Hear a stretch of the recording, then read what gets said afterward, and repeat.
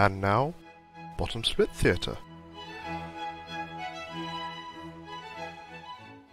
Hello and welcome to week 12 of the Global Mazda Series here on iRacing.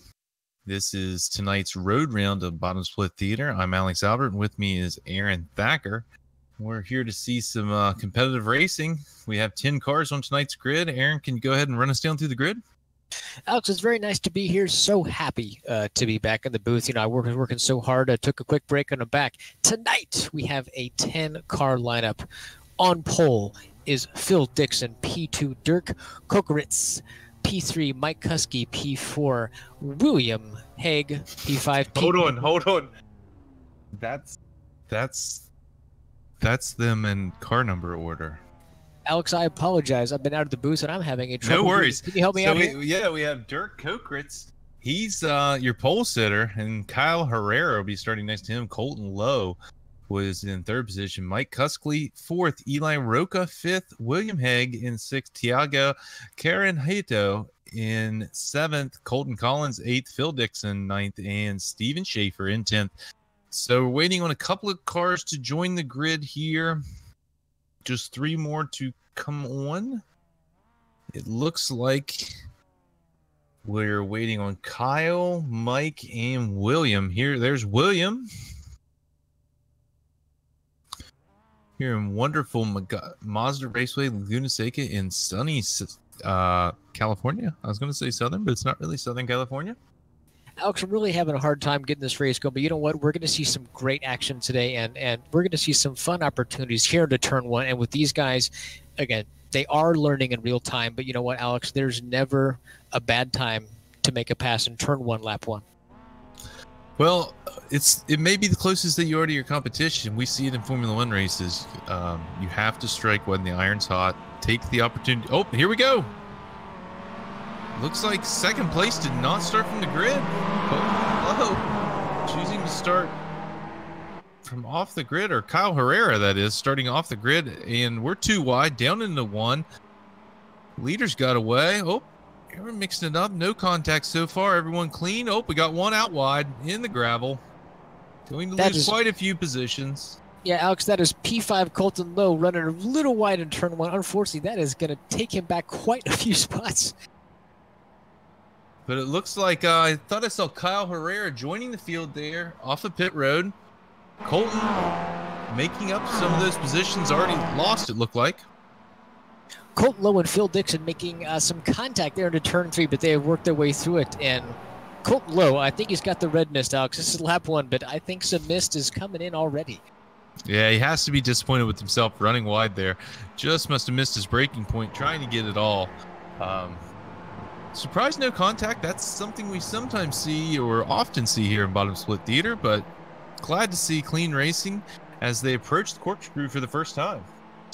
Yeah, and Dirk has made himself a Vettel-esque or Hamilton, whichever racer you prefer. Probably not Hamilton because he's awful, but Dirk has got himself almost a 2-second lead here on lap 1, headed into the final sector. Impressive lap 1. Yeah, and Colton Lowe continuing to make moves and make up those positions lost. I saw him get one there into the corkscrew. Oh, man, Bobby Brady. But now Colton Lowe approaching Tiago Caranjeto from Brazil. Woo! Colton lighting him up out of that last corner. That's going to lose some of that drive onto the straightaway.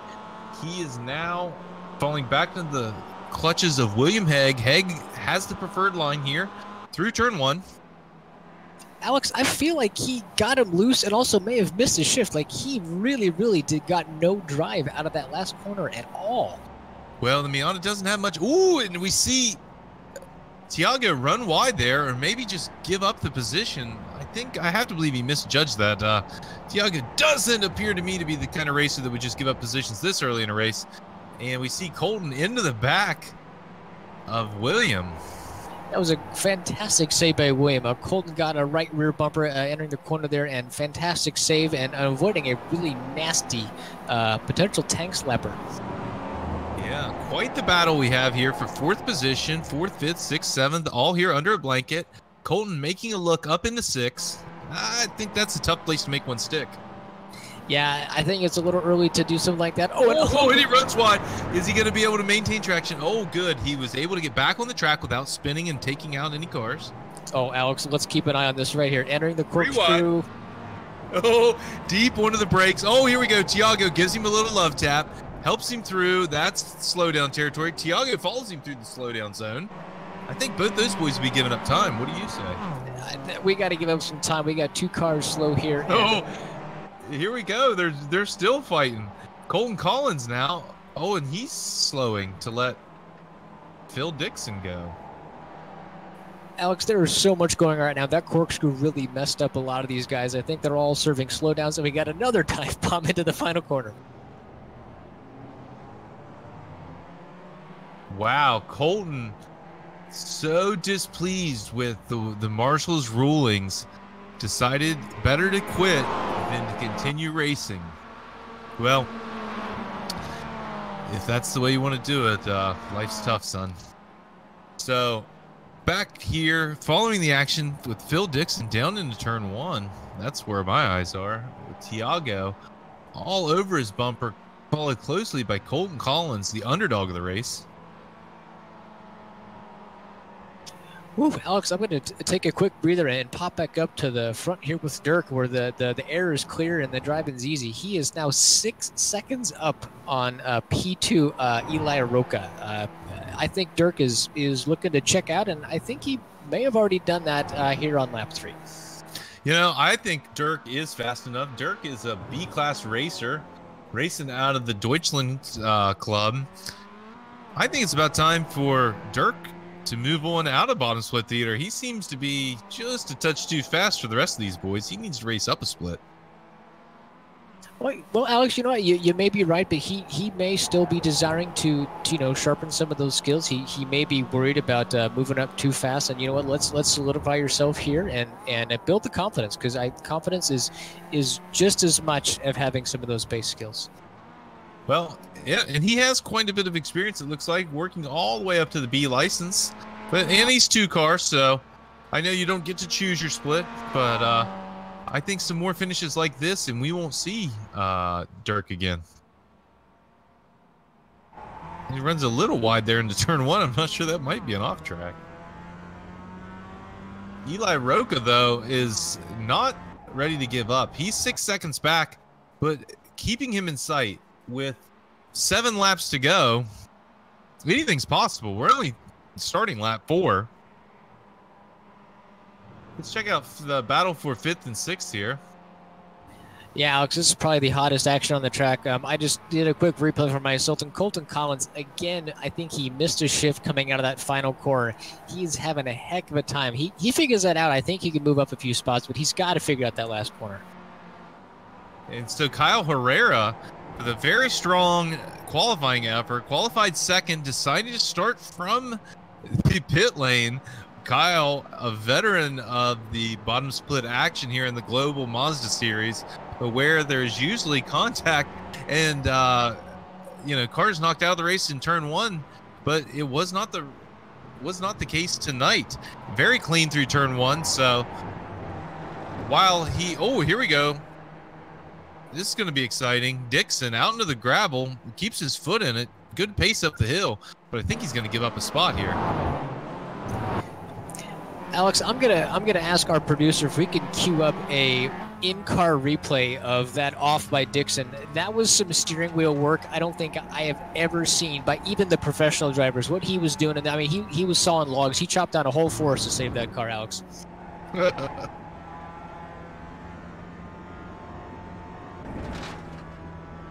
Well, that's why he's the 1 car. Yeah, so as you see, he was working hard to keep that car pointed in the right direction. I mean, almost looks like he might be using a controller, his erratic inputs, but maybe the car's just not quite handling like he wants.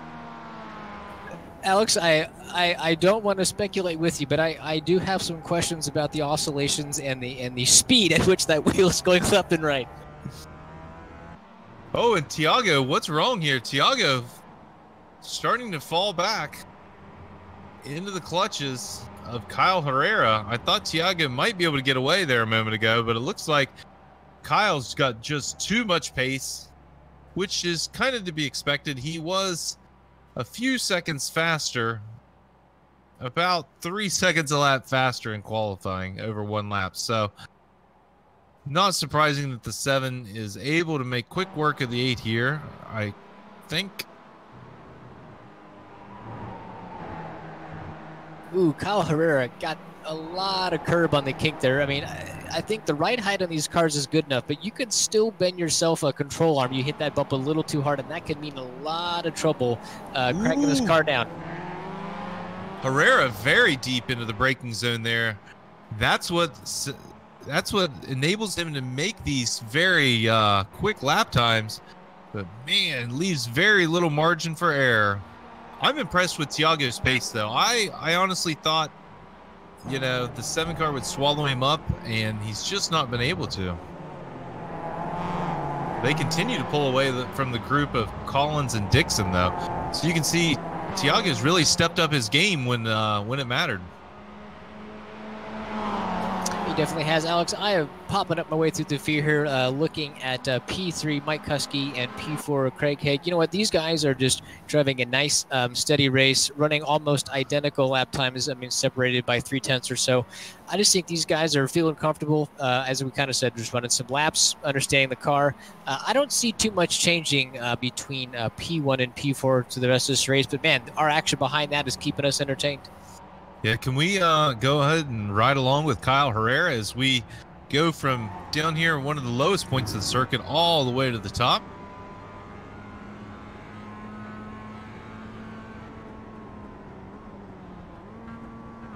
All right, as we're riding along here on the roll bar view. Tiago making the most out of this effort to stay ahead. Woo, as they both kind of bottom out through 6. It's a very tricky turn. Up here to the carousel, braking just before they crest the hill. Ooh, it makes it very tough on the brakes. Car gets so light over the hill. The brakes just don't want to work. Wow. There we go. We see Herrera close it up here, taking a look. Oh, is he going to be able to make it stick? Oh, that's one of the most fun corners in racing right there. Multiple lines. Here we go. Only one good line through this corner. Has to follow him through. Down in the braking zone. Oh, deep on the brakes. Going around the outside. Oh, loses traction out. Runs wide. Takes an off track. Alex, that was absolutely exciting to watch. And, you know, this Fanta car, it had some momentum. Just a little too deep on the corner. A little late on the brakes, but, you know, he saved it, recouped it. I think he's going to catch back up to Tiago quicker than he thinks. Oh, yeah. Tiago. I'm pulling for Tiago because he's the underdog, but not by much. You know, these guys are only separated by 12 I ratings, so they're pretty equally matched, even though Kyle had quite the pace advantage in qualifying. I think this is going to be a great battle all the way to the line here. I think we may have a move coming to this corner. Kyle's got a heck of a run. Yep, here he goes. Oh, no, takes a look. Tiago having none of it. Takes his line. And to be fair, Kyle was nowhere close. That would have been a dive bomb. He's taking another look here. He's still in no position to pass. Alex, I know this is bottom slip theater, but do you think Kyle is working on some psychological games here against Tiago? Like, this is some pretty aggressive moves, but he just hasn't stuck his nose out there yet. Yeah, I think Kyle's giving him the look, keeping him busy in the mirrors. I know it's one of my favorite games to play. Many racers like to play it. Keep the guy busy. If you keep him looking in his mirrors, then maybe he'll not see the braking marker. Here we go. As we see Tiago make a mistake there. Maybe he was looking in his mirror, so he ran a little wide, got a little bit of the dirt, lost his forward momentum, got a slide. Oh, here we go. Kyle with an aggressive tight line. Oh, not giving much room at all, but able to get the pass done. I think that was just a respectful move by Tiago. I think Tiago had enough of him in his rearview mirror, enough on his bumper, and said, you know what? I want to finish this race too, and I think he just let him go right on by. So probably a smart move with just a handful of laps left. Yeah, I think Tiago knew that Kyle had more pace tonight, and maybe Kyle is just better at this track.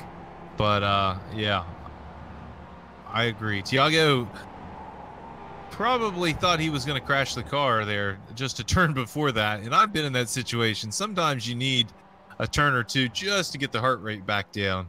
That's not to say that in this next little under 3 laps to go that Tiago won't make another run at him.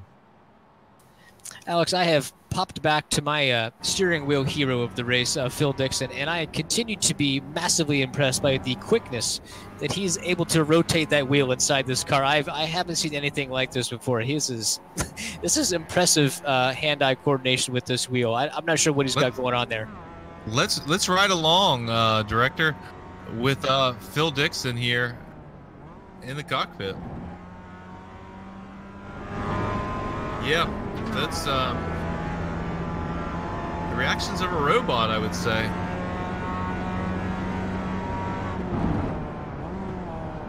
But Phil is the #1 car, so. Oh dear. Alex, you know what? It's sometimes you've got all the hand speed in the world, but if you just don't have the finesse with the feet, something just like that can happen. Unfortunate incident for Phil Dixon right there. Yeah, hate to see that. Maybe not the feet, maybe the trigger fingers. Quite possibly, but Alex, I have just popped up to Colton Collins. Our battle for P6 and P7 has just heated up as I think Tiago maybe having some tire heating issues since he was working so hard. Look at this. Oh, he's really struggling, yeah. Alex. Oh, I know, and I hate to see it for Tiago. I was really pulling for him earlier, but here we go. Colton Collins. Oh, the underdog. Man. Tiago using up all the racetrack and then some on the entrance to the corner. Colton keeping a nice and tidy line. Under 2 laps to go here. So it's time to get it done. As some would say, it's hammer time. That's a pretty stupid saying. I can't imagine any race car driver would ever say anything like that. Yeah. I think I would agree. So here we go. The 8 car, just runs a little bit wide, missing the optimal line there. The 10 closer to the optimal line, carrying more speed, able to close it up on the 8 as we approach turn 6. And again, the 10 holding a prettier line, a little bit tighter. I think Tiago, I think you're right. He's just got all the good out of the tires as the 10 car continues to close down here into the tricky braking zone. As they both kind of missed the second apex there. Tiago runs a little wide, gets a piece of the curb, some dirt, little self-spin. The 10 goes by, and Tiago's just needs to finish. And Alex, I hate to give our director a hard time here, but things are getting pretty hot up here for P4, P5, and P6. I think William Hague, Mike Kuski in the number 3 car has had some issues with the slowdown. Things are really hot here with just a few laps left.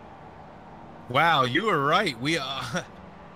Oh my gosh! And William runs wide, and he comes back on, makes contact with Kyle. Kyle, having none of it with the door slam, continues on. William back on track now as we see Kyle setting sail towards Mike Kuski. Will he get there by the line?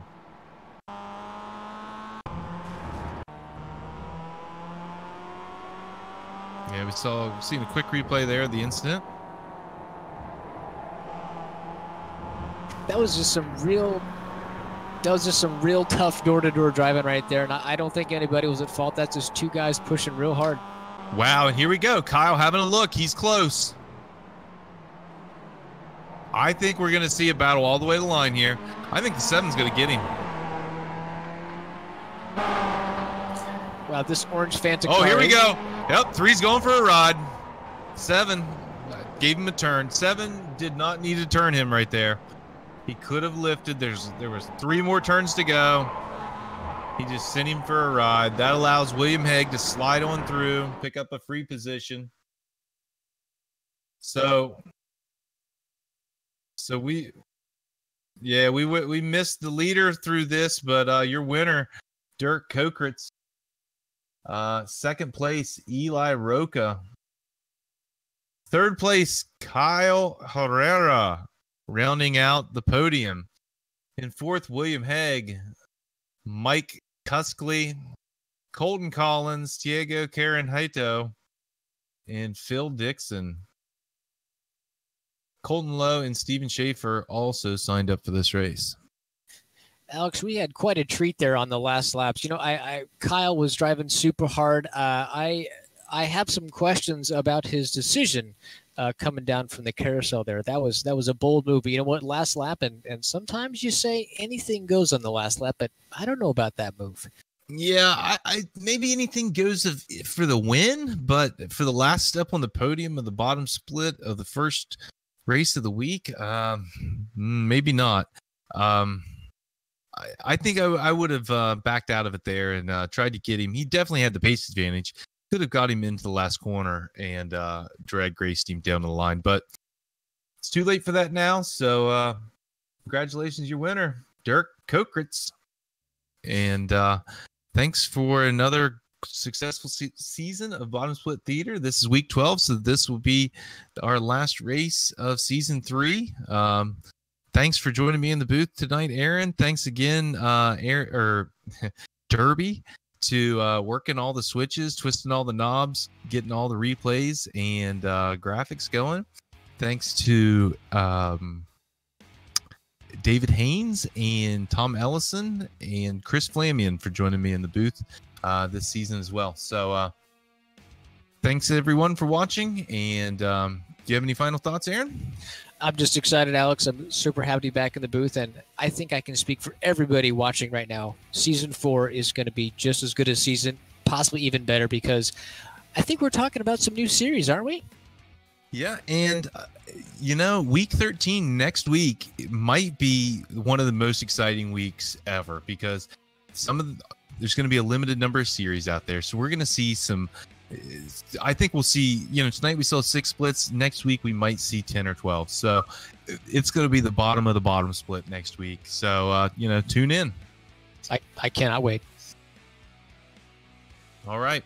Well, I'm Alex Albert. That's Aaron Thacker. Michael Derby's the man behind the scenes. And thanks again and good night.